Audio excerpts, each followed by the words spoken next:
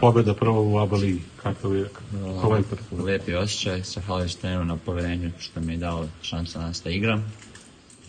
Isto bi čestito Iliri na velikoj borbi i na dobroj utakmici.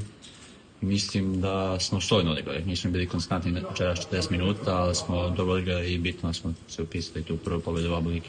Kako si ti vidio prethodnih 10 dana, bilo je svega i svačega? Pa jest, ali mislim da smo se lepo digli i da smo odigrali baš dve ozbiljne utakmice protiv Žalgirisa i Reala i bitno da smo sad ušli u neku seriju pobjeda i nadam se da će tako nastaviti. Kako je sa novim trenerom u odnosu na Staropoulosa, s kojim si sarađivao na početku sezona? Ide sjajno za sad. Dobro radimo tu taj scouting, to je baš dobro pripremamo utakmice i na svaku utakmicu smo ušli spremni i koliko se napravljanje bitno je da sad pobeđujemo i nadam se da ćemo tako nastaviti. Vidjeli smo da ti Motijunas daje neke savjete vrlo često. Jeste.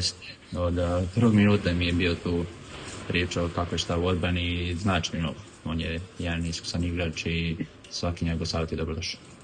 Promenili ste trenera, ali evo generalno izgledate kao potpuno drugačija ekipa sad danas i prethodnih dana u odnosu na utakmice do Zadra. Šta se još promenilo osim trenera?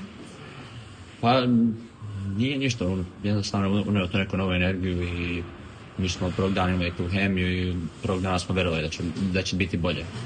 Sada mislim da je sad vreme da se to pokazuje i bit će još bolje. Nemate mnogo vremena za odmor do sledeće utakmice. Mislim, generalno imate utakmice na svaka 2-3 dana. Sledeća je već četvrtak protiv Baskani. Sledeća je već četvrtak.